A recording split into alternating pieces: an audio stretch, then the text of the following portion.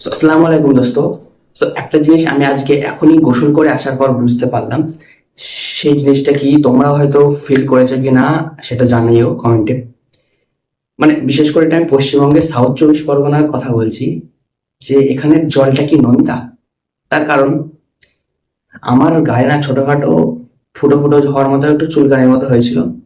তো ভালো করে ছিঁড়েছি, পুরো একদম ছেঁড়ার পর গোসল করতে গেছিলাম। তো গোসল করে এসে ফিল করছি যে ওই জায়গাটা একটু জ্বলছে।